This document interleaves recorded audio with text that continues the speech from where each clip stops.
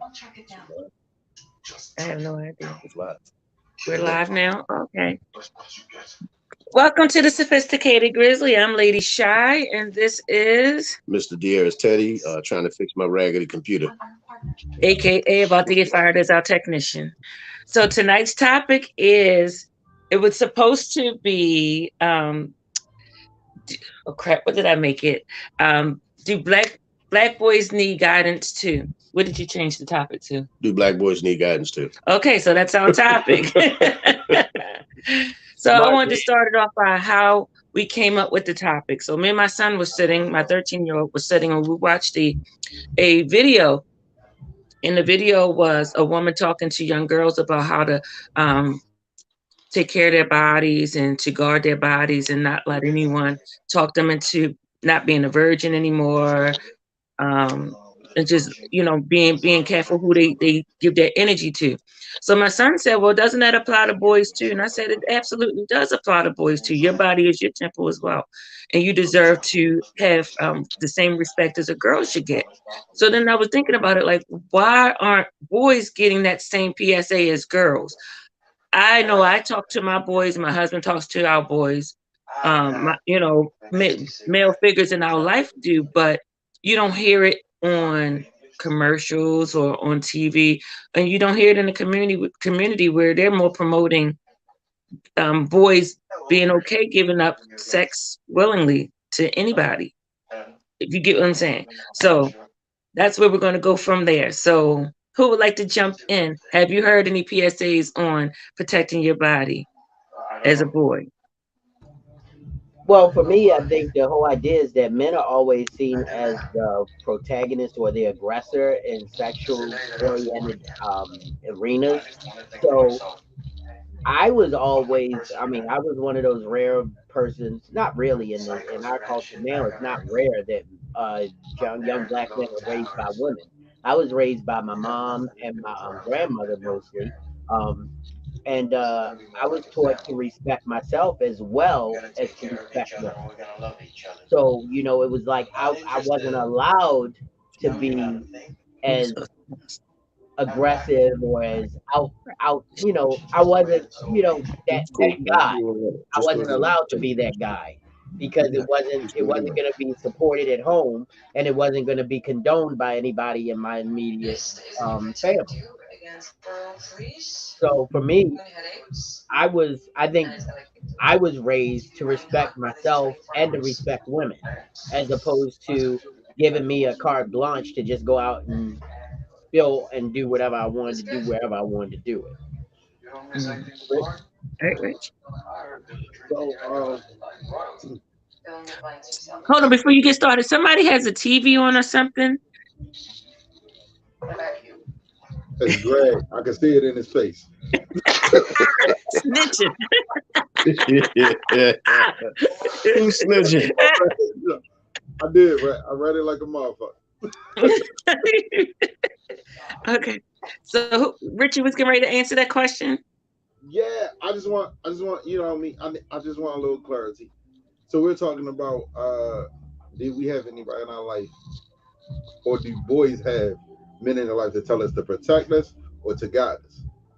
This all of that. We definitely always have someone to guide us. Not every man, but growing up, you definitely. It just depends on where you get your guidance from. Hmm. So that's why a lot of us got OGs and we got uncles that we call fathers, or we may have our father. It just depends on where you getting that guidance from. We get it in a way. It may not be the most positive way to actually get it, but we have it. We just call it something a little tad bit different, in my opinion. Okay. Maddie or Greg, you want to comment? Well, me myself, I wasn't fortunate as you guys. I pretty much learned from the homeboys in the street. Mom and dad working, so I kind of learned the wrong way. But raising my own sons, hell, I just scared them to death. I said, "Do this thing here. You're getting AIDS. You're getting this. You're getting that." I scared them absolutely to death.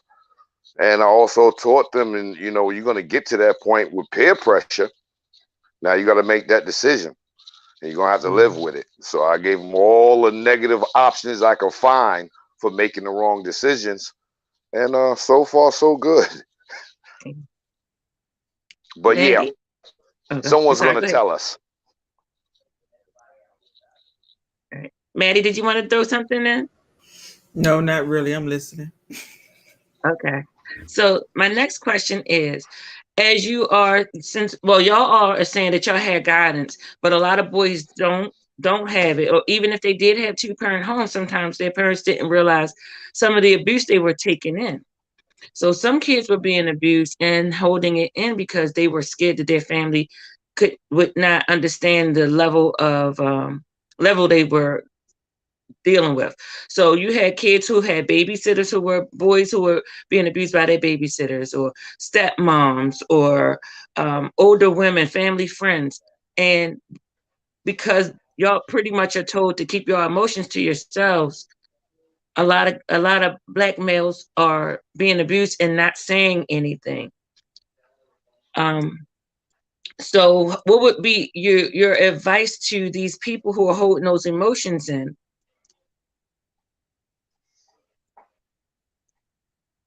Well, for me, I think the problem is when they're holding emotions in, it was either one, the fact that they were never taught to, that they had anyone that they could really talk to at all. And that does even, like Greg said, even the homies would be like, if you came to them and said, yo, this happened at the house the other day. And they'd be like, yo, Shorty, you need to tell your parents, what's going on. Or they'd be like, Shorty, that you getting, I'm sorry, you had some of them, they would be disrespectful as hell. And they'd be like, yo, are you getting some coochie? Right. Shut your mouth and let it happen. The You know, wrong way. so, right, the wrong way, like he said. But then you also had the ones who will be like, "Yo, no, that shouldn't be going down, homie. If you had to, just come out here and hang with us. Say you going to play basketball, whatever. Because they know right from wrong. And if it seems like it's abusive thing, they definitely jump off on you and help you out. Mm. Recently, I've talked to some men who have been sexually abused, and they said they felt alone. They felt that they did not have anyone to talk to, even though their parents may have said, "Talk to me about anything." Then you also had the men who, as they were being abused, or say a woman in their 20s approached them and they're about 12, 13 years old. Their family members are like, "Oh, that's my boy." Right. That's like what I was saying. Yeah. But the whole idea is that it all depends on the support system they have and if they believe their support system. You know, Mm. So I'm on the second end. My family members didn't agree with it, but I didn't realize it till I got older in life, like that I was Mm. actually abused. But it was by a woman, and I wanted it, so I didn't think nothing was wrong. well, I don't I know if thought it you. was To fly. me, you didn't. I I don't know thought it if was you fly. wanted it. You didn't. Did you really know what was happening at the time? Yes. Okay. No, I'm being honest because it depends upon what age it happened and whether you were cognizant Yeah, of yeah, yeah, sexual yeah, activity and yeah, all of that. yeah, yeah. If you were 9, if you were, I mean, there. the only downfall that I see is the reason why I like older women is because of that. But Mm. Right. I mean, I don't compare it to a woman who forcefully got abused. Like She didn't force herself on you, but the fact that she was an older woman, she knew better than to be approaching a minor for sex, which is still a form of abuse. yeah, she guided the activity. She guided you to the activity. Yeah. But And now, Manipulated your mind, a minor. yeah, see like, this, yeah. and see this is where the dichotomy comes in with all of this, because when we look back at it, we might say, "Yo, I was lucky. I got my cherry popped by somebody who knew what they was doing. I got an older woman." Not the church, I'm just saying. I'm just saying. I'm not trying to be all right, vulgar. I'm all just right, go trying to ahead. I'm keep it. with you. I'm I'm with you. I'm trying to with you. keep I'm it with light. you. I'm with you. but what I'm saying is that my first time was with somebody who was older, so I must have been attractive. I must have been something they wanted. I got the swag. And then through our young people's stupidity, the friends you tell about it, they going, oh, yo, you did, oh my god, yo, that booty's fat. I see her, so it's all negatively reinforced, and you think it's positive. Right. Mine was a little different. They ain't believe it. Right. They ain't believe it. I was like, all right. Right. And then you get that side of it. They thought I was really going over there painting walls and shit. Right. So I mean, the whole idea is that that's the other end. When you do it and you don't get the answers or you don't get the support you need. Sometimes, and I've heard plenty of times where on, not to take it off of the gentleman, but where women have said they told their parents what happened, and the parents blamed them for it happening. Well, you was too hot. You was out there showing half of your butt all the time, and that's why he did it. They didn't even give their own kids the benefit of the doubt that no matter how, even though they tell you all the time, it's not how you dress, it's not how you act, it's how you supposed to be treated. But when it happens to their kids, even in their environments or in their homes, then they blame the kids. I saw a question. I believe it was from Kisha. She wanted to know how old you were when you were technically sexually assaulted. That would be for Rich, I believe. Oh, I'm sorry. That was from Marcy. Marcy asked that question. I don't consider it sexually assaulted, but I was 14. 14. How old was she? She was 32. You were sexually assaulted. Son, you was raped. Yeah, you were raped. Yeah, you got raped. But he said but that it was sexually assaulted since it wasn't since she didn't have sex with you, she just pleasured you. Well, but there's this stigma, that it's amongst all men. It's a stigma. Something like that happens to a young man. All right. Wow. One of y'all got to meet. One of y'all got to meet. All right, we good? Unmute. All right, that's the stigma that goes. Now you gotta unmute. I'm not muted, am I? Oh, not you, Greg. Oh, okay. There we go. There we go. I think we're there. All right. And Miss Marcy is coming into the room too. So let's bring Marcy into the room. Hey, Miss Marcy. Hello. What's going on? I just want to correct myself. 27. I want to know if the same thing. So if it was a 14-year-old girl and a 30-year-old man, would that have been considered assault? No, it's rape. Yeah, it's rape. The way it is. That the age alone makes it a rape. Yes. Because whether you think you wanted it or not, whether you enjoyed it or not, yeah, she was dead wrong. Sexual assault is a better term, but the whole idea is that inappropriate. Inappropriate relationship. All right. Basically, you were molested. Okay, molestation. It was a molestation.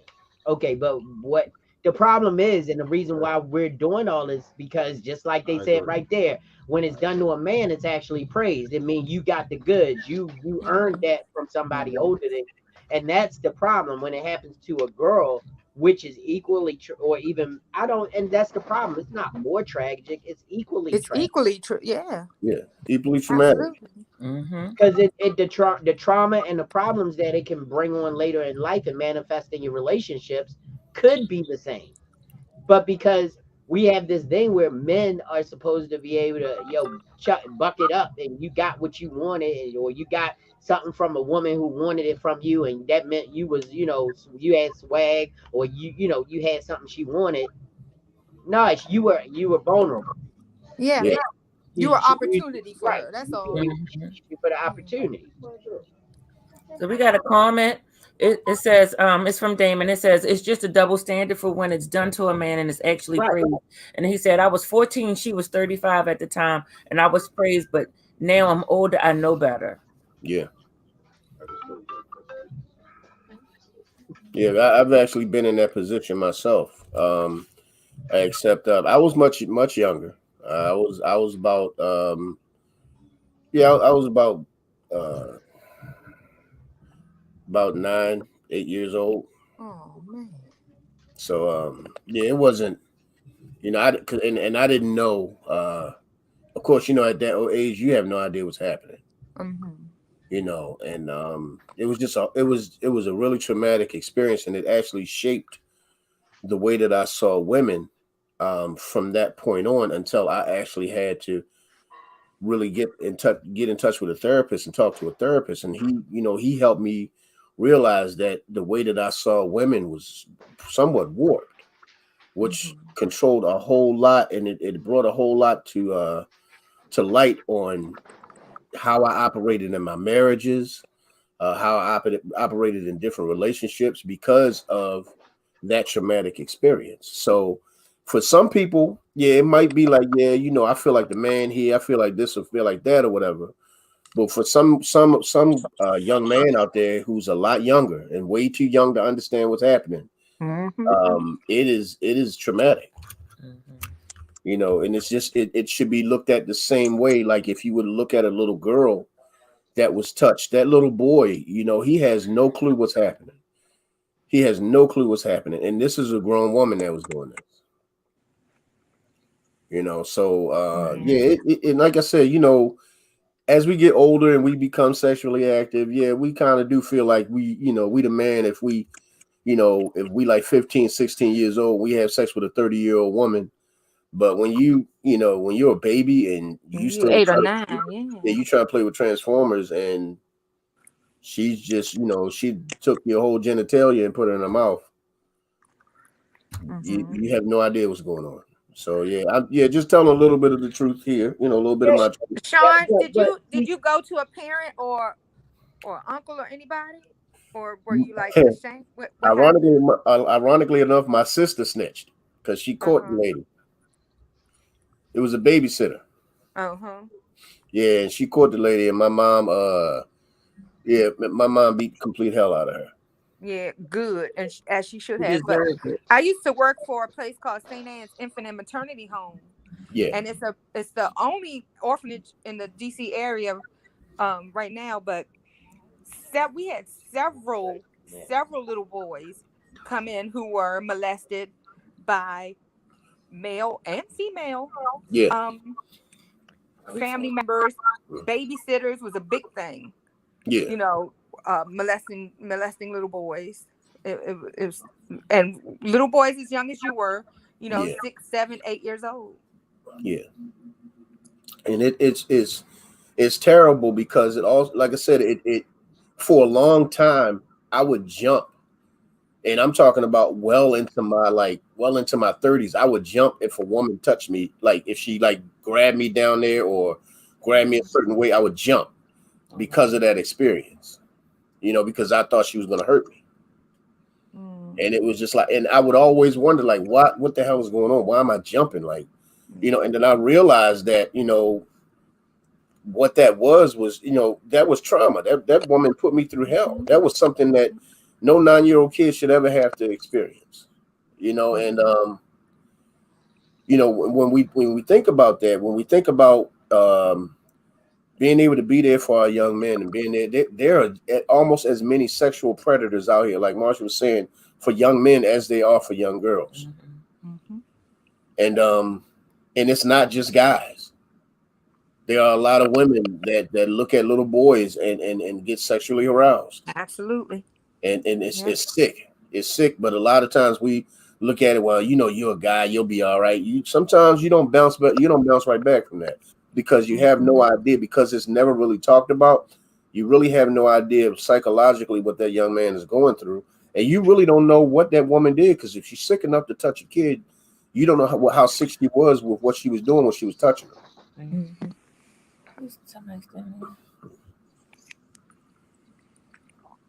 So but yeah, this is it's a really good subject that we have going on tonight. So what do you guys think about, as far as, do you think that people really disregard young men and grown men's feelings when it comes to trying to walk a decent path and trying to move in a certain kind of way? Like, if you tell your son your body is just as important as her body, you don't have to do this just because somebody said that you supposed to or whatever. You can wait just like anybody else. But a lot of times we don't say that. But how would you, I guess the question is, if you were going to say something like that to your son, how would you go about saying it? So I don't know how I would go about saying that, but I absolutely agree that men trauma is not taking that serious. Like, at all. Like, at all. Yeah. At all. And that's because of the black family structure. We're supposed to be strong. We're supposed to be the providers. We're supposed to do everything. But and it happens so often where nobody actually wants to listen to the provider to make him feel better. Yeah. Or nobody's there to support the supporter. Yeah, the black man has to carry so much weight on his shoulders. You know, you always hear "man up," or right. Yeah, it's just not right. You know, I raised during this time, and I gave him the same talks that I gave my daughter, and that's how I raised him. I was like, you need to respect yourself. You need to respect the young ladies who want you in their presence. It doesn't matter what they want. If they want it and you don't want to give it to them, don't. And be respectful and tell them why, and don't just walk away from them, because those are the ones who will get bitter and treat you to the point where you did something wrong to them. But if you always respect yourself and respect them, you can walk away from any situation feeling like a man. Absolutely. And my son is amazing. And you know, he learned how to talk when he needs to talk and be quiet when he needs to be quiet. And I think that's the main thing. And he also knows that strength also doesn't mean that you can't cry and you can't feel vulnerable. Yeah, exactly. And I think that's the biggest myth for anybody who's a leader, that you can feel you're gonna cry and you're gonna feel vulnerable sometimes, but the strength and being a leader is knowing how to come back from those to be better. Exactly. Yeah, I agree. Greg, what about you, brother? Well, lead by example. So my sons had an advantage, a greater advantage over a lot of their homeboys. They actually got to see how I treated their mother and their mother treated me. And we also stuck to the traditional values, hate to say it, that come right out of the Bible. You know, don't hate to say that, bro. Don't hate to say that. We just kept it traditional, and we've been blessed. We've been able to counsel because a lot of their friends that didn't have what they had was sitting down. My wife should really be on this because she's the counselor to all of these kids. My sons don't even talk to me about things like this, but they talk to their mom. You know, I get the talks to like, Dad, why didn't she want me to hold the door for? What's wrong with her? I get those type talks, but when it starts with the intimacy and dealing with the heart and feelings, they go to their mom. But like I said, it's a blessing. Like I said, we kept it traditional. Me, like I told you, I scared the hell out of them. Look, I'm literally showing them pictures of black clapping and all these diseases in the genitalia area. I'm scaring them. They're scaring them to death. But blue waffle. Yeah. But like there is definitely a stigma amongst men, you know, especially men talking about issues of genitalia area, touching, feeling. We don't discuss that with openly. There's never been a platform for it. It's always been man up, cowboy up. Yeah. You a man. Oh man, that's a punk thing. You a pussy, man. And what? That girl got you? Oh, this, that, and the other. And there's never been a platform for us to actually cry. Yeah. We ain't allowed to cry. What? Cry? Oh, you in trouble, son. We gonna take your lunch money. But I'll be honest. yeah, but truthfully, my son's been lucky, and I thank God for my wife because she says, that was an awkward conversation. I'm like, I don't get those conversations. But we need more mothers and fathers. We definitely need a platform because growing up in the 70s, like me, is totally different from the 80s, the 90s, and even today. It's like night and day. So the issues that we even talking about, this is like a normal for these kids. This is a normal thing. It's a norm. I think you hit a big point right there. I think today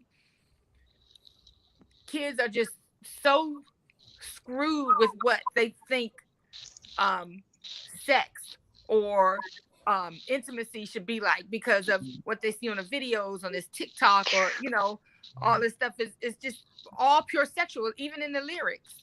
But they also see porn right on their phones. Yeah. Like we used to speak back in the day and look at the little Hustler magazines or the Playboy or whatever, and we thought we was doing something. But now today, damn, you see it, go to Safari, you see it right there. So Safari different. Safari out there. Oh, I'm sorry, my bad. Safari, I get it right now. What you gotta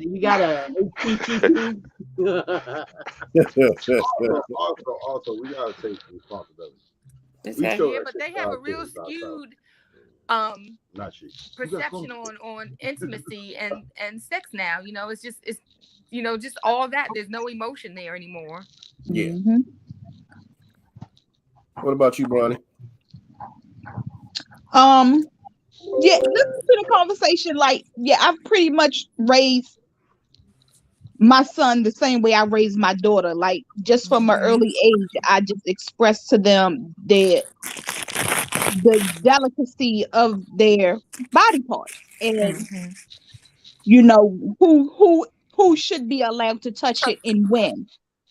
And the older they got, of course, I started that at an early age, but the older they got, the conversation just increased to, that your body is just as important and you need to protect yourself, and, you don't abuse anybody else as well. Like, you don't take advantage of anyone else and you don't let anyone take advantage of you. Absolutely. And my children, a lot like Greg and Jackie, like my children always come to me, and I try to keep it as traditional as possible, but also without judgment, because I couldn't. Not that I couldn't, but I didn't do too much. I didn't try to hold them to a standard that I think that they couldn't do or they would try to do, and it would be, to their demise. Because like I myself, like when I started talking to my daughter, and I was like, it's no rush. Like, there's no rush to have sex. And same thing to my son, like there's no rush to have sex. But I was like, and I gave them the talk, like, I would rather you, wait until marriage or wait until you are an adult to even partake in things like that. And it worked, thank God. But I couldn't emphasize well, don't have sex until you get married. Because guess what? I was having sex before I got married. I got pregnant in college. And here comes Waverly. So I couldn't chastise her and make her feel bad about not wanting to wait until marriage. But what she did is she waited until she was an adult. And then when she was ready as an adult, she came to me and said, I think I'm ready. And I'm like, okay, birth control, condoms, this, that, and the other. But they grew up like with me talking to them all the time. Like, I joke with them about sex. Like, some people cringe when I'm talking to my kids because they like, oh my gosh, like, how are you so open about sex? And I'm like, if you don't make sex is a beautiful thing. Yeah. And if you don't make your children feel like it's a nasty, terrible thing, then they will be open to come and talk to you, because they like, okay, like, yeah, my mom had sex. I used to talk like this. Listen to this song. This is how you got here. So, and again, like, just like Greg and Jackie, my children grew up with their dad, and it was like they were able to see both ends of the spectrum as to why men and women need each other. They seen how I treated my husband, and they seen how I treated them. I treated them, and that was the blueprint as to, kind of how they should live their lives as well. Yeah. But see, with me, just like I said, like my kids live, me and my wife have been married for 34, almost 35 years. So they grew up with both their parents in the household as well. But I didn't differentiate the talks that I had with my daughter from my son. And you can tell to the day, because now I cannot stand the conversations I have with my daughter, and me and my son are cool. Because my daughter will tell me everything, and I mean everything, and my son is a little bit more sedate. And he's laughing. Dearest is laughing because he knows my daughter and my son very well, and he knows that growing up in my house, my daughter shared way more with me than my son did. Overshare. Like Greg said, gravitated towards his mom sometimes. Okay. I think I just scared them to mom. They said we don't want to talk to dad no more. He's too graphic. But I never scared them. I gave them everything. I let them know about the beautiful parts of sex. I let them know about the a guy is gonna do and say whatever you. I said, if you want to prove me right, or you want to prove me wrong, if a guy asks you for sex, say that you need a gallon of Haagen-Dazs cherry cream ice cream. Haagen-Dazs doesn't make cherry cream ice cream, and I told her that. And I said, if he said he'll get it for you, say when you find it, then I'm good. I like that. Well, and this is the whole idea. And she said he kept saying he was looking for it. And can I just wait until? No, I gotta have the cherry cream ice cream right after sex, or I'm not gonna have it. Nice. I got a question here. So he kept lying. Clearly, it wasn't his daughter. Oh, okay, yeah. I have a question I want to ask y'all, and this is one question that we never really ask young men. Right. Now, here's the question: do you think, just like women, young men having multiple sex partners, they take on the spirit of that woman? Absolutely. Yeah.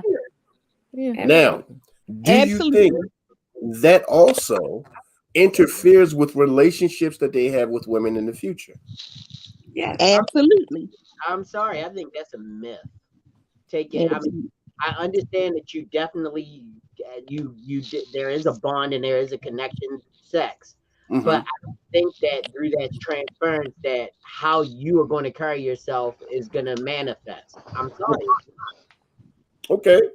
Yeah, this is the reason why.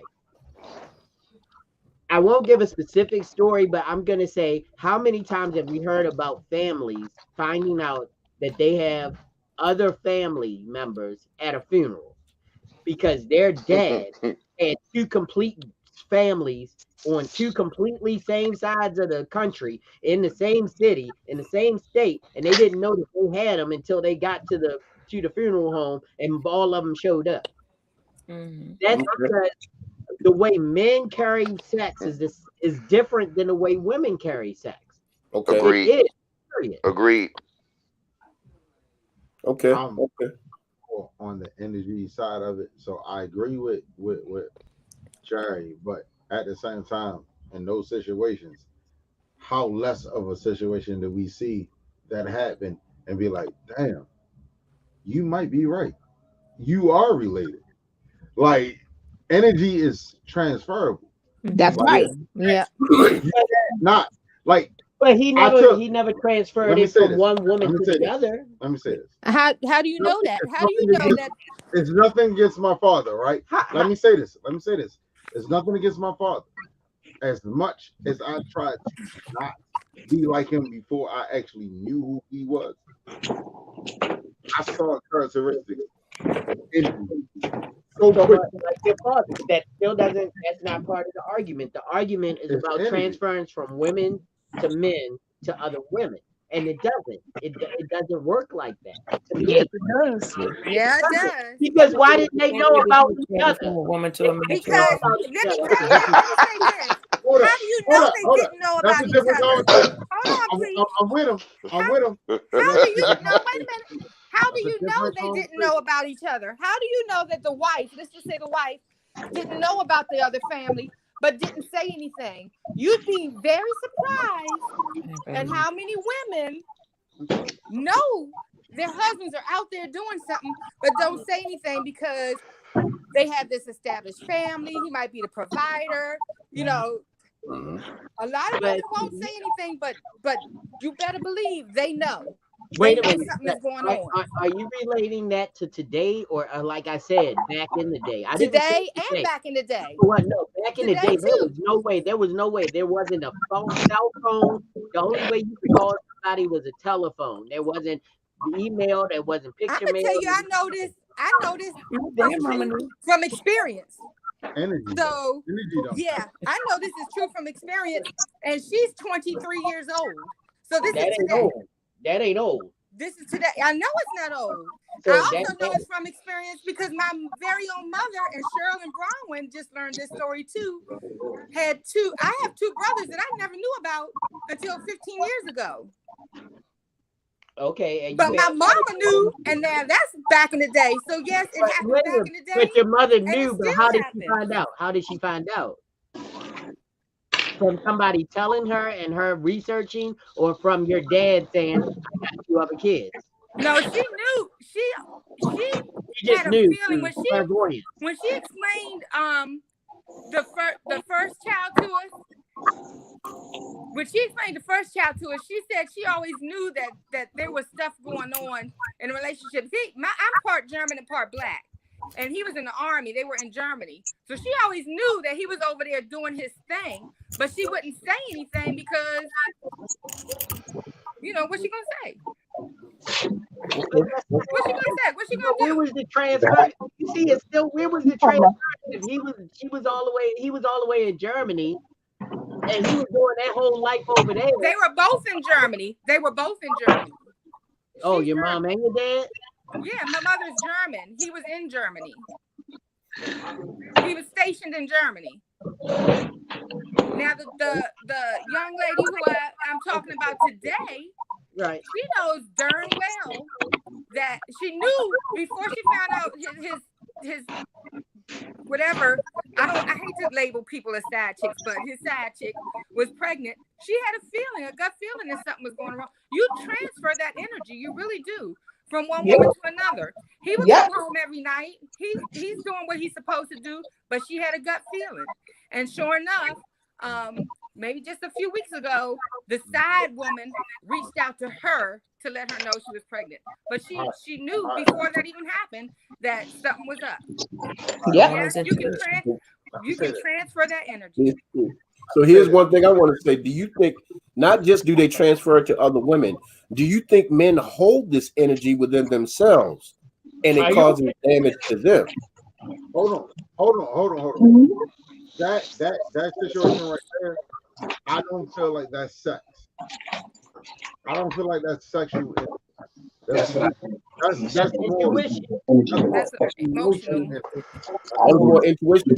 Because what I will always say, being raised by women always know when a man changes their behavior.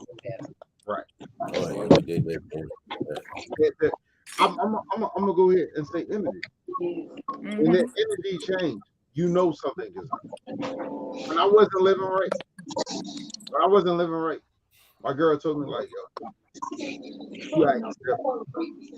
I wasn't there. So she had no reason to felt like I wasn't doing shit, but she knew because what I was doing at home wasn't what I normally fucking do. So my pattern was fucking up. I feel like women studies that shit a lot. Mm-hmm. A lot. That has nothing to do with sex because I was still. That's a pattern of behavior. It still doesn't. That's still intuition. That's not transference of energy. I'm sorry. I'm with you. Yeah, right. I agree. That's not energy. It's not energy. I mean, I understand that women. Believe me, I hear it a lot of times because I'm around a lot of women that they don't share their bodies with a lot of men because they feel like when they give themselves to a man, You're gonna have to stop all that eating, bro, and you making me hungry. I know, and it looks good. She ain't picking And up she doing every damn time. and I'm trying not to look at the studio all day. Wasn't it? Edgar Hall. That's why I don't get on the camera because I'm eating in silence. No, for the resident big boy, I literally stopped looking in that direction because I got hungry and I said, What he said? What Damon just said? Did she put out the Kool-Aid? I'm like, damn. It's pink lemonade. I didn't mean to interrupt like that. Let's get back on subject. That's good. But, I mean, for real, like, and everybody knows I'm a pretty even keel guy about these subjects, but when it comes to transference of energy, I believe that there is some, and usually, and if I'm not saying that you ladies are wrong. What I'm saying is that usually the energy that you feel when you feel something is wrong is because there's a change or a behavior. It's not just because you feel it. It's not just the intuition. If there's energy, you feel something different because there's a change of behavior. Okay. Women feel. It could be something simple as he does this. Right. It could be his phone upside down or him not bringing it in the bedroom every night. Or the better not. And I'm not snitching. I'm not living that life no more. But you're not disturbed.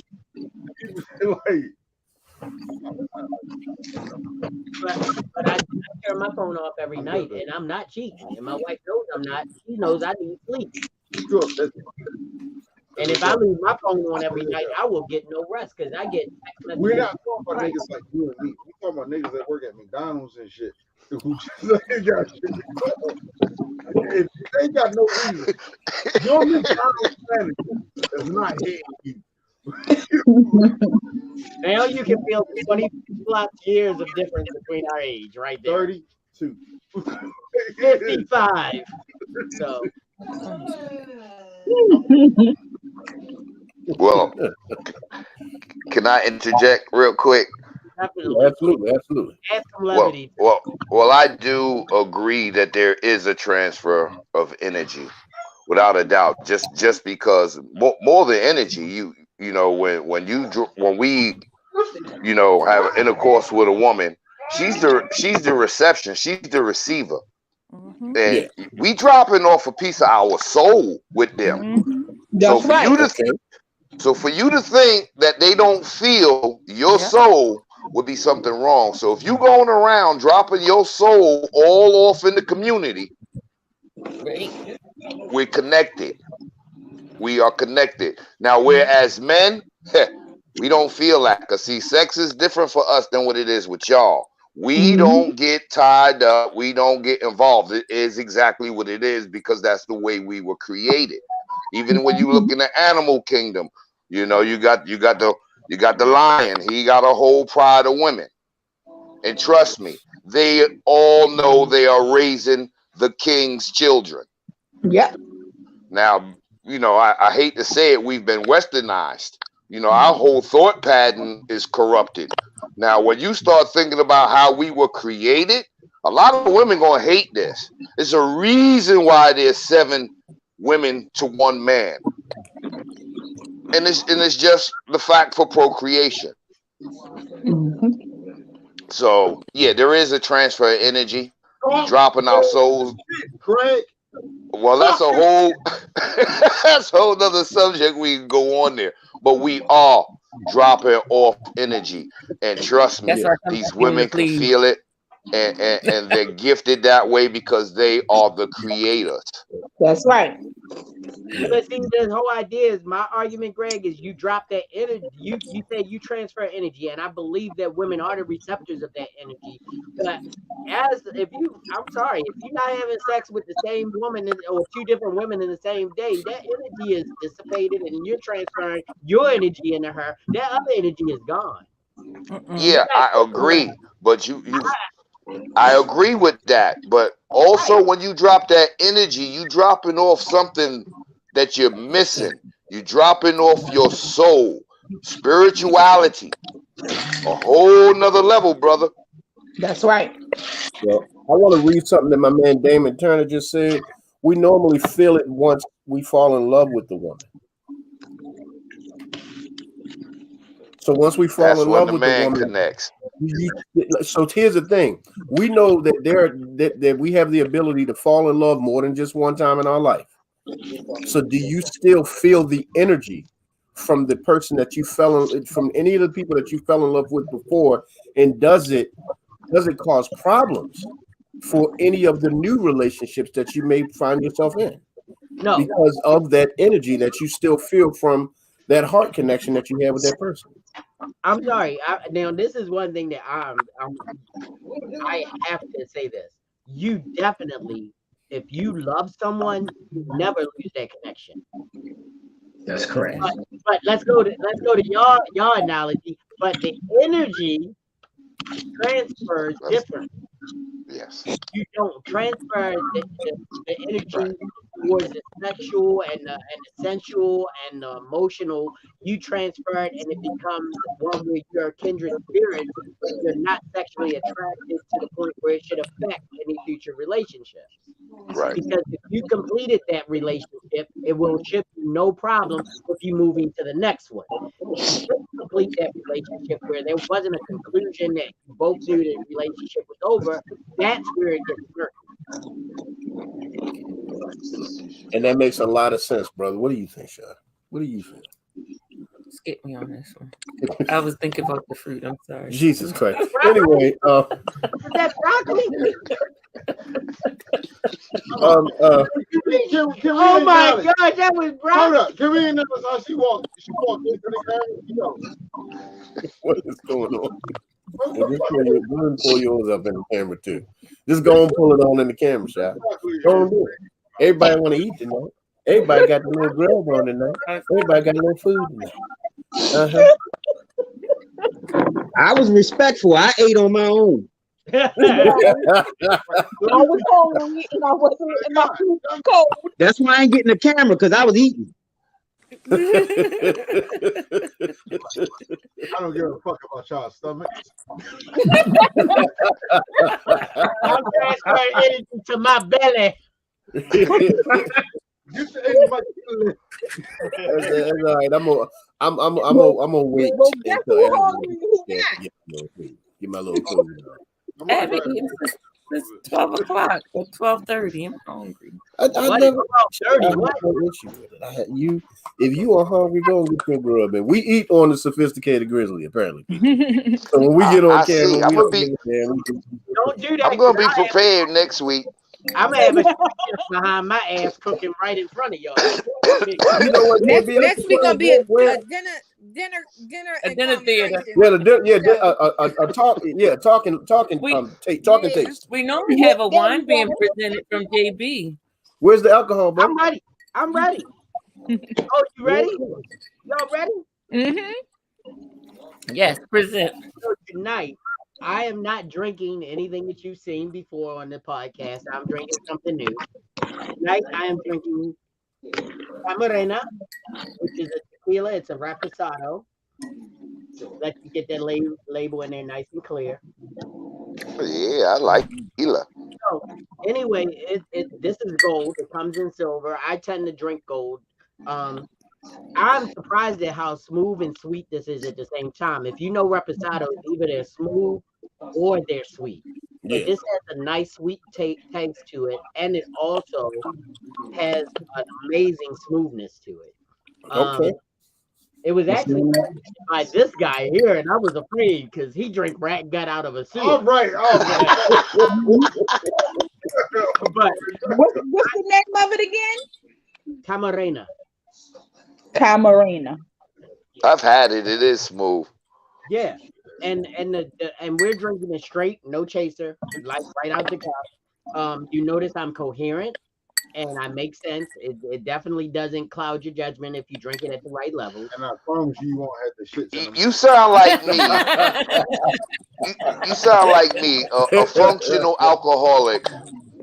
I'm not an alcoholic. I don't go to classes. I guess we're in the same boat. So anyway, I mean, AA is for critics. And I mean, of course, you know, this is my drink of choice when I'm, you know, this is my chaser. My chaser is Heineken. I don't.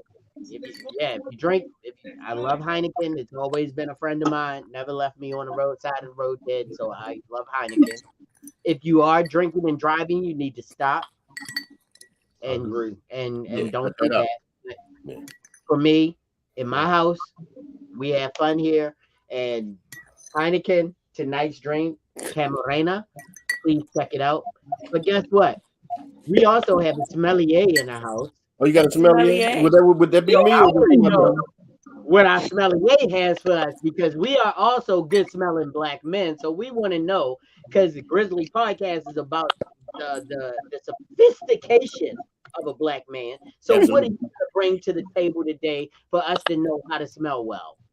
Once again, we are wearing the cologne from Habibi. We are wearing Sage Citrus tonight. Nice. Sage Citrus. Okay. I'm telling you, it lasts. I've been wearing it. I put it on 8 o'clock this morning. You can still smell it on me now. So it has longevity. Smell good, Cheryl? I was like, I'm trying to smell it over the fruit. Sorry. It's not nice. So from Lady Shy, Sage and citrus should enhance the fruit. we don't want to put them two together. But yeah, so but that's what I'm wearing tonight from Habibi. We're wearing Sage Citrus cologne, and I would say get you a bottle. I'm telling you, you cannot go wrong. And also, I what I'm wearing today, because you know we are all sommeliers here. I am wearing the Guess. I have the Guess on today. Guess for Men. Okay. This is an everyday fragrance. It's not something that you're gonna wear when you go out, because it's not gonna like be a really bold fragrance where you're gonna attract anybody. It's gonna be one of those mild ones that's in a cut. You know, where you just smell good and you know you smell good, so you don't have to worry about it. I will tell you something. I'm just gonna bring this up right quick. There's a fragrance that I've been wearing for about 20 years, and I want you guys to look it up. I don't have the bottle here. I'll probably bring it in next week. It's called Boucheron. Oh, Boucheron. Oh, yeah. I know that. Is a grown man's fragrance. If you're not ready to be grown, don't put it on. Because guess what? If they not over 30, if they not sexy, if they don't do squats to make sure their dress fit right, they're not gonna get with Boucheron. They gonna want you to be on Polo Sport number 3. I'm talking Boucheron is that grown man shit. Absolutely. Can I add 3 to that list? Yeah, you can. Of course. Sommelier number 3. Your top one is going to be your Baccarat Rouge 540. Okay. Baccarat Rouge 540. 140. You need your Bergamot 22. Okay. And the newest one is called Nishane. Okay. Definitely got to check that out. We have another sommelier in the house. Definitely with Dave. Definitely. We're gonna have to see them bottles so we know what we're buying, and we ain't buying no under the counter shit. You know? Next time I will be putting it up in the screen. I'm gonna hook you up. Are these products black owned? Habibi. Well, yes, because my best friend is now a fragranista. That's what it's called. Fragranista. Yeah, he makes his own. You know, concoctions. We'll put the link up. All right, we'll do. All right. What I'm wearing tonight, Sweat. It's Workman. Number 2. Workman. Oldie Sweat. Workman.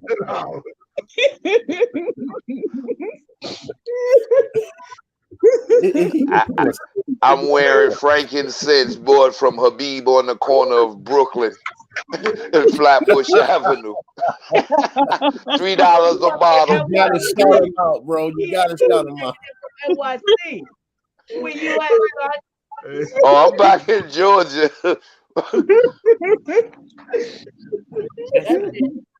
Yo, this shit'll make you smell good, son. Look, I keep. Get this right here. You can take it back to ATL and smell good as a motherfucker, son. Get this shit done. B. This shit right here, B. This shit right here, B. I'm for real. Is this what we doing? Like this shit gonna get every woman that wants you. It's called panty dropper, B. like I said, frankincense. I keep it natural. Frankincense, sandalwood, sage, lemongrass. They all good. Take a little in your bath water, sit there for a few. I know those. Don't they? Look. I got my incense right over there. There it is. So you won't think I'm lying. All right. Got the place smelling good. To get back on task here, I do agree with him saying, you know, so far as women, right? You know. They gonna carry that, you know, a past love. They gonna carry that into the next relationship, the next one, the next one. But we ain't built like that, man. Right. Once we leave that relationship, I don't care how much I loved you. Yep. That's over. You know, we move on quicker. Women built differently, so you know they definitely gonna hold a heavier luggage bag when it comes to someone that they love from the past. Whereas, you know, us men, it's a reason why we carry wallets in our pocketbooks. Especially if there's no closure for the woman. She definitely gonna carry that over. And that's what I addressed. Absolutely. Agreed. Yeah. Agreed. All I see is knock your mouth into the screen. Like you can talk without putting your mouth in the screen. I wanted to see my face.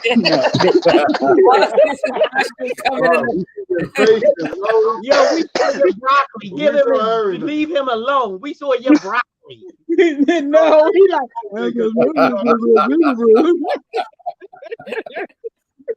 We saw broccoli and cheese sauce, all of that. We saw shrimp. And you talking about him putting his face in the camera. Leave him alone. You know what? Look. Oh my goodness, really? That song that be on the radio right now, leave me alone. Leave him alone. But you know what? Like honestly, I personally think that there are certain men, maybe not all men, but there are certain men that carry some of those because there are men who are a bit more sensitive than other men. Now that doesn't make them bitches or anything like that. But I do think that there are certain men that can carry energy from other relationships with them. If they have, just like with a woman, if you don't have any closure in that relationship, they tend to linger on into other situations that you find yourself in. Because closure matters just as much to a man as it does to a woman. Not to me. So, what's that? Not to me. Close your legs, it's over, huh? Over, so you only. Well, see, that's what I'm saying. Not all men operate that way. There are certain men that carry that stuff with them. You know what I mean? Some men, if they haven't had closure from the last relationship, they carry it with them. You know, and it actually seeps its way into the next relationship like a cancer. That's why certain guys, they have a problem hopping into the next relationship because they haven't closed the door from the last one, mentally or spiritually. Yeah. It definitely is a transference of energy. Yeah. Like whatever you want to call it, it definitely is. Like you can feel it. Like that's why you know I always say that being that I'm older now and I understand, you know, sex and intimacy on a whole different level. You have to be careful who you share yourself with, because you For can sure. sometimes take on their personalities. Like if they depressed all the time, like if they're negative all the time, that can imprint on you. Yeah. If you've never been one of those people that are depressed or, you know, have a negative outlook on life, and that person that you're choosing to share yourself with does, it can imprint on you. Absolutely. Man or woman. Yeah. And even if you don't look at it like a transference of energy, like even it's just an emotional baggage. But if you really look at it, it's an electrical thing, because you know we have electricity in our body. Yes. So and some things you like, oh, I'm gonna let this go, and you are wondering like why I can't let it go. It's that energy that's still floating around in there that you in your mind is telling you let it go, but your spirit can't let that go yet because it's not done. It's something not complete, or it's just not, or for the sake of it may not just be the right energy for you. That's not just men though. Women Oh got no, that. I'm not saying it's not just men. It's definitely men and women. Yeah, I'm definitely not saying, because like I say, I preach that all the time. Like, you know, stop. You don't have to, like y'all was saying earlier, like today's society, they have this warped idea of what being intimate is and sex is, and they've taken the beautiful out of it. Yes. Now it's just like we were just discussing probably yesterday, that it used to be that men ask women like, let's go on a date, like let's get to know each other. Some of the generations now are like, okay, when you coming over to my house? It's not let's go out on a date. Let me take you to the movie. Let's go for a walk, you know, in the park and talk. It's like, you coming over or no? It's that Netflix and chill generation where sex is expected right off the bat. And like we were discussing at another time, like when you include sex into something, it kind of murks your vision to that person, because now you focusing on how good the sex is and not really how good the person is. Exactly. Without the sex. So you basically, oh, I love her because her coochie good, or I love him because his dick good. But other than that dick or that pussy, what do y'all have in common? Do you even like the person? Exactly. Do you like the person beyond the sex? Because I'll tell you like something that'll teach you something right off the bat. And I don't know, maybe you guys can go with me on this one, but 3 different periods will let you know if you like the woman or she like you. Mm-hmm. 3 different periods, 3 different periods will let you know if you like the woman or she like you, because different parts of the personality of each person comes out, because you can't have sex. So now you're just sitting with each other, getting to know each other and talking to each other, and you may think that she's an idiot and she may think that you're a jackass. So during the first period, you'll be able to get over that because y'all still kind of in that little love, you know, that little we still a little euphoric. During the second period, okay, you know, motherfucker get on my nerves a little bit, but you know, dick's good. Once we come off of this, we're gonna get back on track. During that third period, at that point, you probably didn't figure out, I don't know if I fuck with this person. And now you done got to the point to where it ain't even worth the sex. You know what I mean? That's if you're paying attention. That's if you're paying attention to whether or not the two of you are actually in any kind of way, shape, or form during that time compatible. And most of the times, we living in such a haze. We living in such a state of just fucking and forget about it, that we don't take the time to not just talk to the person, but pay attention to the shit that they do. Stop paying attention to what they tell you and pay attention to what they not just do for you, but what they do for other people. Because it's not because they're gonna do what they do for you because they want what they want from you. But how do they treat other people? How does she treat another person? How does he treat another person? And I think that's where a lot of people don't pay attention to, where if you can say you love me, but you never call your mama, and every time she calls you, you send her the voicemail, or you can say that I'm your one and only, but every time I turn around, your kid is with somebody else. You never have. It's not even just when I'm around. You don't ever have your child. You'll ever have your kid. So I'm watching. If you're paying attention, you watching how they treat the people that they should love, as opposed to the person that they say they love.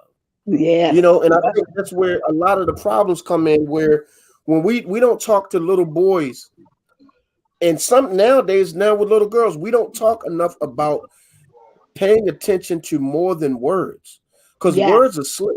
And words are easy to get caught up in, but pay attention to not what they do for you, because everything they do for you gonna feel good. Especially in the honeymoon stage. Yeah, but if you got a boyfriend that talks sweet to you but talks shit to his mama, eventually that's gonna trickle down to you. How about that? And vice versa. If she talks shit to her mom, you ain't gonna mean shit to her. That one I kind of can't go with 100%. I can't go with the mom thing 100% because you got to understand, and this is why I say that, because I used to believe in that philosophy until I realized that there are some toxic ass parents. And sometimes kids stay away from their toxic parents. So that one is not always foolproof, because you may have a guy, because I used to believe in that saying too, like, you know, if he treat his mama bad, he gonna treat you bad. And that's further from the truth that I found. Like, I've seen cases where a man's mama was really, really toxic and bitter and angry and ruined past relationships, so he stays away from her to have a better relationship. So you can't that one. That's why I say that one. Is that the common? But is that common, or is that like a one-off? I'm not saying don't be respectful. What I'm saying is, you get some people that get caught up in that what's the word? That stereotype. Narrative. Yeah, that narrative. I don't want you to make that the sole belief that you know. I'm not saying if he out here calling his mama a bitch and slap and stuff like that. But like you said, if he ignores his mama phone call, maybe he just say he's just not ready for that stress that she bring today. Now that could be him. But is that the norm? That's what I'm saying. Like we can look at that as a one-off, or maybe 10%. Nah. But does that mean is that the norm though for most guys, for most people? It's 50-50 now. It's 50-50 now. If you look at the state of parenting the way it is, to me, it has gone to shit. If you really look at, there are a lot of toxic parents, man. A lot. It ain't like it used to be. That's why I say you got to be careful of that narrative, because there's some parents that shouldn't be parents. Let's be real. Absolutely, I agree to that. So I'm not saying don't look at that. I'm just saying don't put all your stake in that. Yeah, but it's not even just about how they treat their parents. Like, you also got to watch how they treat the people that they call their friends. That's true. The people that they call the other people that they call family that might be good folk. You got to watch how they treat the people that they supposed to love. Because if they treat the people that they're supposed to love, or they should love, or that they say they love, like trash, how much longer can you expect for them to act that way towards you? Because eventually the representative is going to leave. That's right. Yeah. Eventually the avatar is going to leave the building, and you're going to have to show up for real. And when you show up for real, and you start noticing that the voice raises a little bit more, kind of like they talk to their brother, or the temper is a little bit shorter. Oh, that's kind of how they talk to their sister. You know what I mean? So, and even if they say, well, my sister gets on my damn nerves, and we don't get along, and this, that, and the third. Well, is it because of your sister, or is it because of that's who you are? And am I connecting myself to somebody who is is the toxic one, as opposed to the people that they're talking about? Yeah, the common denominator in every situation. Yeah. Yeah, but that's what I'm saying. I'm just wondering, like, with that situation, like I said, we get so caught up, we get so caught up in what things feel like, we forget about what things sound like and what things look like, because we got too caught up in what everything feels like for people. And like you said, with sex, like you said, with Ron, with sex can cloud your judgment over everything, because sex feel good. Feel and you want to have it, and you want to have a lot of it. But at the end of the day, once you start to really get to know and get to connect with that person, man or woman, and you start realizing, I don't even like you. Like, I don't like you. Like, real talk. I really do not like you. And it kind of puts you in a place where you start to really think, like, well, damn, why did I do this? What made me do this? What made me? And this is for young men too. What made me pick this woman? I saw the issues, I saw the problems, I saw the traits, but I got so caught up in how fat her ass was, how big her titties was, how sweet the voice sounded, and how that thing felt when you know what I mean? So, but then after that, you felt the box of an angel, but you getting hell from this demon. Yeah, yep. You know, and that all goes back to like our topic is, teaching your young men what to look for. Yeah. What to look for besides sex. Look, sex should not be your end goal in a relationship. Or beauty. Or beauty. Absolutely. It shouldn't be your end goal. And that, and a lot of times we teach, for lack of a better term, we do teach, some parents teach their young men, or some fathers teach their dads, like, oh, she fat, like, oh yeah, you need to hit that, or she this or she that. And instead of teaching their sons to look for the right things, that's how they also fail their sons, by not doing that. Putting the emphasis on how she look, or how many women you seeing? You got like 5, like a lot of fathers like praise that if they know their son in 6 different girls. Yeah. And that's how I think you also fail your sons in teaching them the meaning of sex and intimacy. I got a question. For everyone. Are we talking to our youth? And when I say that, I don't mean it like talking to our daughters and our sons about this, but are we really talking to this generation? Absolutely. Absolutely. Every year. When I say that, hold up. Let me say that. When I say this is because my generation may not be shit, but the generation that's coming up from us, from my generation, and I'm 31, 32. They are sticking to one person. Like, they are more inclined to be like, all right, this is my girl. This is what it is. And I've seen that change from where I was growing. So are we really talking to them, or are we just talking about what we know and our shit? Because our shit might be the reason why they're fucked up. Just a tad bit. I'll answer it first. I can honestly say that I truly speak to the young men and women. I mean, I actually take them on retreats and show them experiences and talk with them, and a few of them get them counseling. Yeah, absolutely. Are we just talking to them or listening to them at the same time? Of course, we're listening to them. It's a whole discussion. I'm talking week-long trips. Right. I'm talking week-long trips. So we're doing activities, but we're also having at least 2 or 3 hours at different points in time where we're talking and listening. Mostly it's them talking and me listening. And them actually learning from each other.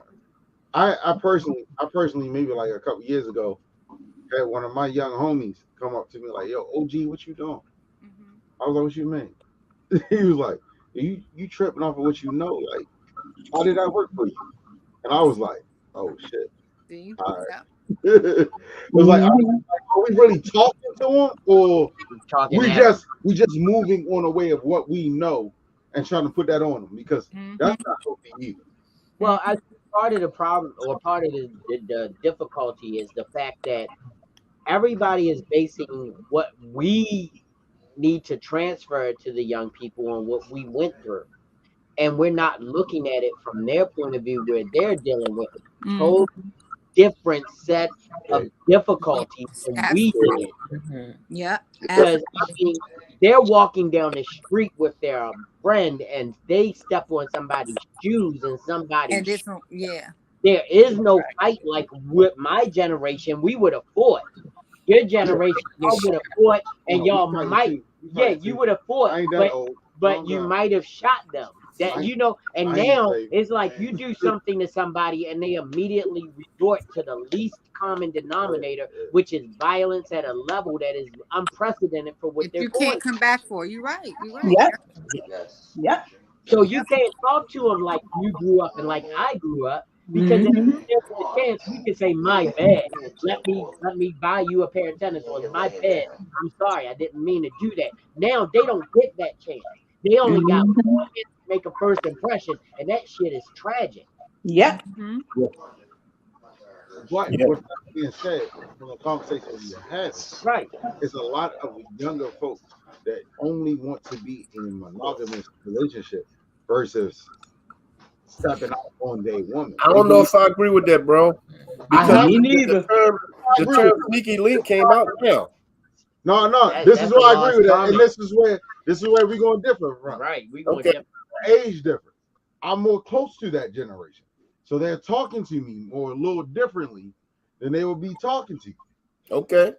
So they're telling me, they'd be like, "Yo, this is my lady. This is who I want to be with. This is who I'm going to be with. I want to do what your grandfathers did." I'm hearing these conversations from them. My generation, not so much. Yeah. Not so much. Let me say something real quick. So I am the person that the kids in my family come to and their friends come to, and they're 19, 20, 18, you know, they're in that age range. And they are actually using the real term of dating. They're not just having sex with people. They're actually going and dating multiple people so they can find the one that they're looking for. But a lot of people are not dating to find the person to be with. They're dating to have sex. And even people in our age range don't understand the word dating. As soon as you say the word date, it's automatically added with sex involved. They're not getting to know the people that they're seeing. So I'm liking that a lot of the kids, a lot of the children, well, I'm not going to call them children, a lot of the young adults that I talk to, they are actually dating and getting to know people in their that's on their level. If they're you know, learning them, like my niece is at Howard, and she was saying how this one guy was just not on her level, but he was starting to become toxic. The fact that she understood that he was being toxic and didn't take that as he loves me because he's this way. She understood that she had to step away from him before it became a dangerous situation. Because I mean, he was starting to like get in her DM and go to another Instagram page and getting her, you know, so he was starting to stalk her thing, but she understood it. Where a lot of girls, they feel they're not being told that that's not a. They think it's negative. They don't understand love, so they feel like, oh, that means he loves me if he does this, if he puts his hands on me, if he says I got to do this or that. So I'm glad that the youth that I do talk with understand the different levels of it. Men, and I talk with boys and girls, because when my kids were young, they would come home and tell me stuff, and I'm like, that's not, who told you that? And it would be another kid. So I started talking to them, and then I started talking to their friends, and then their parents started sending them to me, because I would talk like Greg did. I started going through, look at this. You want that down there? You don't want this down there.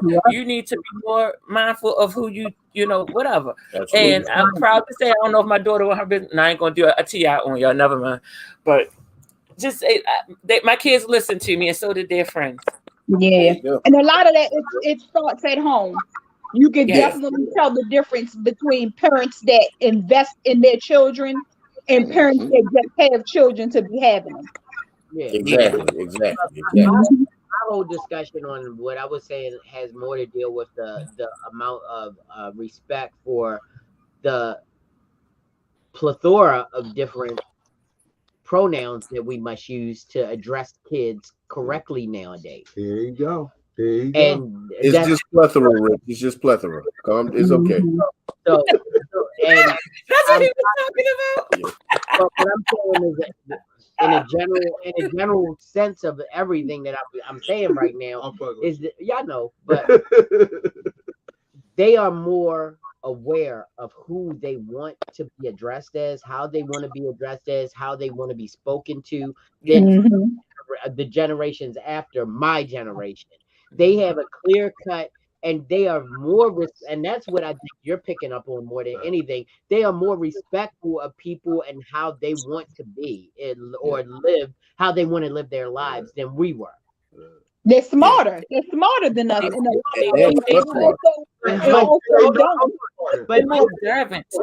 this is where the problem comes, because they're smarter. Then they've been exposed to too much. Yeah. So what do you want? Do you want the smarter child who's going to respect everybody's nationality, sexuality, relationships, religions, cultures? Or do you want the stifled, I'm Baptist, so you got to be Baptist, your grandfather was Baptist, you know, right. What are we striving for? And that's the key right now. We can't just, you know, they don't want to be boxed in. And I think that's more what you have experienced. Like, even though they're saying I love her and I want to be with her, it's their choice. It's not like it's been dictated by anybody in their family. It's not, and because their families have been so dysfunctional and disjointed, they're making their own sound. Is there any chance that we can honestly look at how the fucking shit maybe was a little bit wrong? It was wrong. Yeah. I didn't hear what he said. Say it again. He said it might be a little wrong. What might be wrong? How we did things sometimes that they could be a little bit wrong. And some things that were done in the past were wrong. Right. But nobody has a book of learning. There's no blueprint. We do the best that we can as parents. And a lot of times we raise our children how we were raised, because guess what? We don't know any better. Right. Exactly. And then you have the parents who are trying to raise their children because they a different way that their parents did. Like, I remember my sister like, oh, I'm never going to spank my kids. And then she's going to have an issue with certain things. Yeah. The way she disciplined was not quite. Wasn't on point. As good as the parents did. Yeah. From my little cousins, my little sisters, everything. I get told I was unprotected, but that's how I was raised. Like, I was raised to protect women regardless. Like, he's overly protective. He's overly protective. Overly. If you're, I'm sorry. We're not even going to that discussion because I know this man well. I got a good heart. That's the problem. Yeah. I got a good. He wants to be the protector, but when they 25, 26, and 27. All right, that's a different story. It's done with love, though. Absolutely. Yes, it is. It is definitely. And he's good to be like that because most people have never seen that kind of love in their relationship. That's right. Always. So I joke him about it, but also I never told him to change, have I? Yeah, that's what's up. That's called the love for your community. That's right. There you go. That's what I got when I was growing up. Mm-hmm. I still go to grocery shopping now, and I get old OGs who walk up to me and be like, "You listen." I'm like, "Yeah, what about it?" It's like, oh no, I used to cut your head on the porch. I was like, all right, yo, calm down. Nobody ever right on my board. So I'm sorry. Where you going? I want to thank I want to thank everybody for coming in tonight. I think this was a really good discussion. I think this is right on point. Even though on the Grizzly we always hop off topic and we jump right back on every time, every single time, because it's supposed to happen. It's a real conversation with real people, But I want to thank everybody for coming on tonight. I want to give everybody an opportunity to give their closing arguments or closing thoughts or whatever you want to say. And I have something special that I want to share with you guys after everybody says what they got to say. So we're going to start with Lady. No, we're not going to start with Lady Shy. No, we're not going to do that. We're going to start with the panel. You want to start with the panel? Yeah. Okay, we're going to start with Miss Bronwyn then. Oh, I don't have anything. Like I pretty much said, what more could I say? Like, what do you want me to say? Say what you want to say. I said all I wanted to say. That was a big ass shrimp, wasn't it? That was a fraud. Well, you might have to put on a damn cooking podcast. You keep putting them big ass shrimp up in that can. That was a fraud. Was that a pan? A damn lobster tail is what that was. All right, let's go with Miss Marcy. What about Marcy? What you got, Marcy? Nothing. I wasn't ready. I'm sorry. I was reading something. I just enjoyed hearing the different perspectives tonight. Okay. Yeah, I think it was a real awesome conversation and much needed. Absolutely. All right, so we're gonna go with my man Greg. Hey, just to stay on the subject, we do need more platforms for these young men. I actually have the opportunity of coaching, and I coach their age groups between 12 and 14. And you're right, I get all types of questions proposed at me, and I'm glad that I'm there for them to speak to and for me to listen to and give them my perspectives. But we do need more platforms for young men to express themselves in any kind of ways, because we don't have that. And this is a great opportunity for us to get together, get a good think tank. And this is actually going to help me coach as well, because I'm going to take a lot of things from this conversation and I'm going to be able to use it with the kids. In fact, we'll be out there for flag football this week, and I'm pretty sure I'm going to get one of them questions, because they'll be like, hey, coach, how do you keep your wife like that? And then I'll be able to answer it. But man, I love the show, man. Let's keep it going. I'm waiting for the next topic. Yeah. That's what's up. That's what's up. Mr. JB. Well, first of all, thank you for having me. I enjoy these diatribes. They're amazing, and they make me feel like I actually know a little something about what's going on in the world. But, Amen.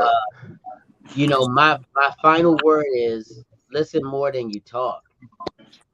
And that's how you're going to make a difference in these kids' lives. We all want to tell them how it was back in the day, how we walked 6 miles up how we had it hard in the summers without air conditioners and everything. But I thought the whole idea of us getting air conditioning and us not having them have to walk and us getting 4x4s was because we wanted them to have Yeah. So if you want them to have a different life and you put yourself in a situation to give them something different, then it's time for you to shut up and listen to them when they have issues and problems, so you can figure out what's best for them to make them go into the next level, so that when they are ready to have children and they are ready to go into the next part of their lives, they'll be more equipped for it. Mm-hmm. That's what's going to benefit our children. And telling them, don't just talk about how you treat your wife. Show them how you treat your wife.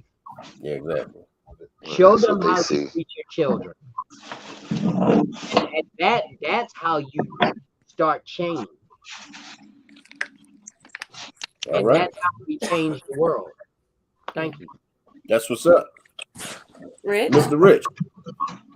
I'm on his page right now. Like, everything he said. I gotta put my last words is we just talk. Have a conversation. Nothing wrong with conversing. There you go.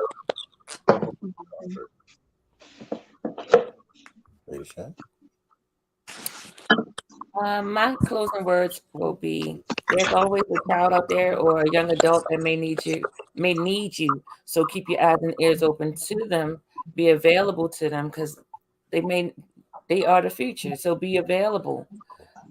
Also, I want to thank you all for participating tonight, because if it wasn't for my 13-year-old and I having that discussion, this topic would not have come up.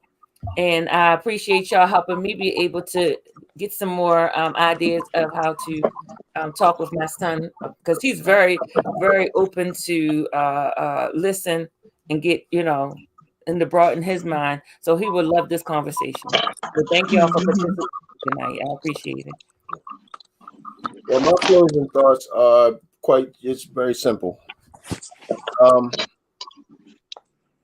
Pay attention to the silence as opposed to the words that they're speaking, because the silence is just as loud as the words that they talk.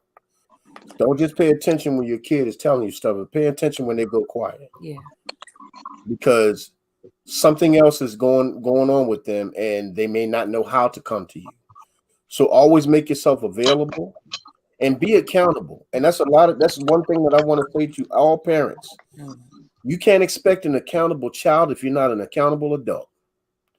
If you can't be accountable for the shit that you do wrong, you can't expect that same thing from your children. Okay, Teddy. Have the proper and right conversation with your kids so that they are comfortable enough to come and talk to you and let you know, okay, I know that dad ain't about that bullshit. I know mom ain't about that bullshit. I can tell her this. I can tell him this, and they're going to be real with me. They're going to be honest with me, and they're going to be open with me. So I want to thank everybody for coming on tonight. But I also wanted to show something. You probably saw it on my page earlier this week, but I'm going to be releasing a pair of shoes. The De'Aaron's Teddy sneakers. And if you haven't seen them, well, guess what? Got them right here. So that's what's good. That's what's up. A little closer. A little closer. A little closer. A little closer. Yeah, put it closer. You can't see them. Can't see him. Dang it. What kind of camera? Pull it back. Just pull it back. Stop talking about my damn camera. That's the background. It kind of blurs stuff out the further away it is from the camera or something. Yeah. Ooh, this camera. Anyway, I'm gonna have them up on the page as well. So I'm gonna be releasing these shoes probably in the next month or so. I'm also gonna have a whole bunch of different ones. Open my website and everything back up. So I'm gonna put a picture up there of the different shoes that I'll have available. So when the website comes available, I'll let everybody know, and these will be available to you. The De'Aaron's Teddies, the originals. So thank you guys for popping on. Thank you guys for coming on. And we always say like, share, subscribe to the channel. We are on every platform that you can think of. You can find your podcast. You can find us. If you like what we had to say, we love you. We appreciate you. And hey, come on back. Come talk to us. Don't be scared to say what you need to say. And if you got a problem with what we had to say, you got some shit to say about what we had to say. Here's what we got to say to you. Everybody in unison, shut your mouth. Shut your black ass mouth. Good night. That's my favorite part of the show right there.